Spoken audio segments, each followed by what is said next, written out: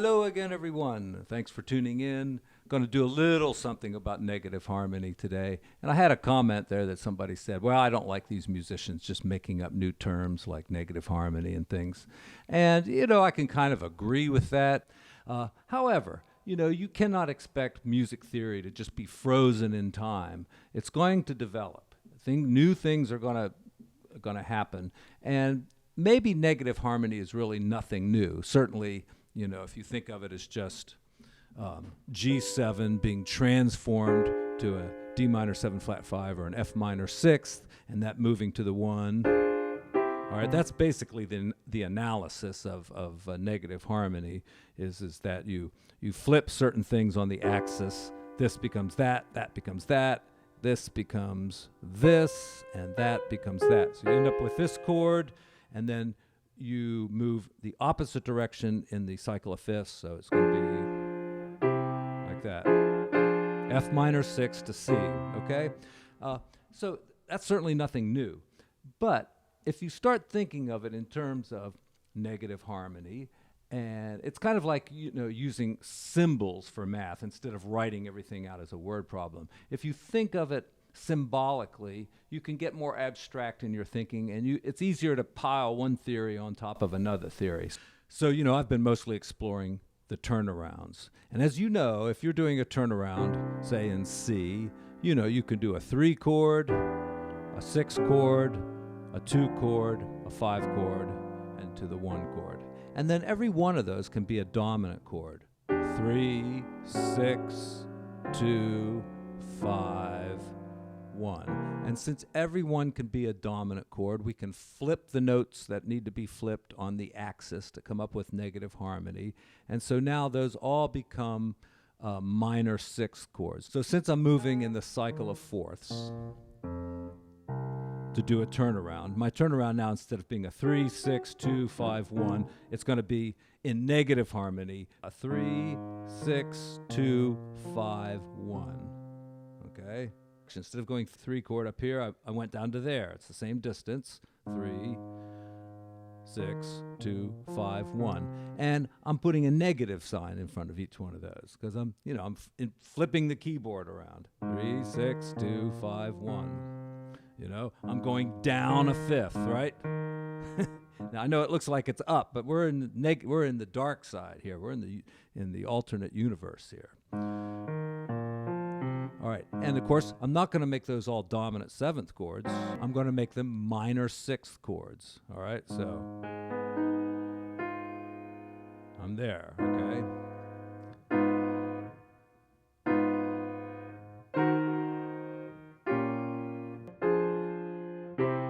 Okay, and you can kind of hear that it kind of flows, kind of.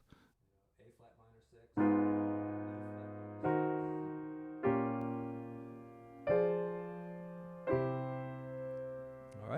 And, you can say, well, this has been around forever and ever. These are just plagial cadences. Plagial cadences are very beautiful, so this thing ought to work.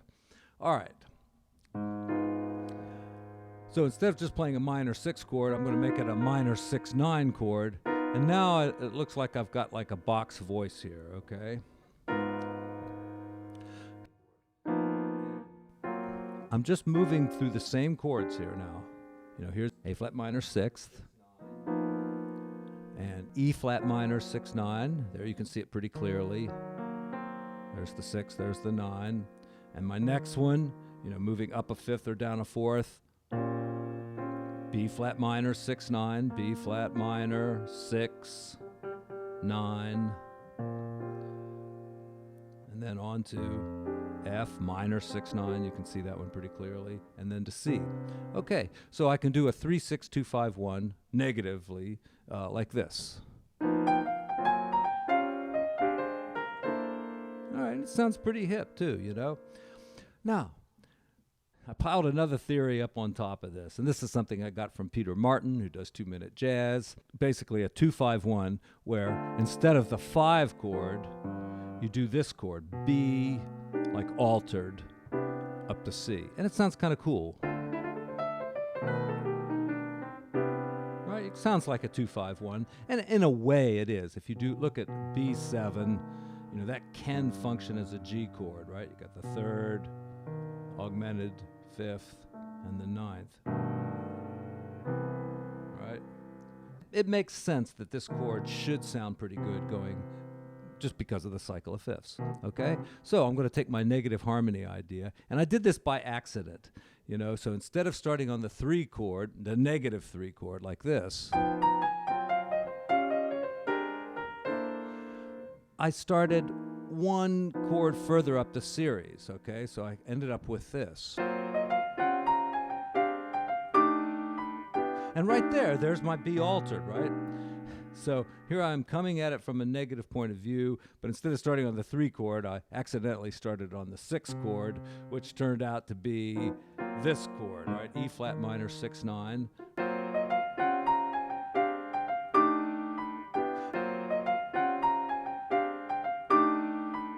It certainly sounds a little bit different than your typical 3 6 2 5 1. So I think it's an interesting concept, and I think there's a lot more theory that can be built on this concept.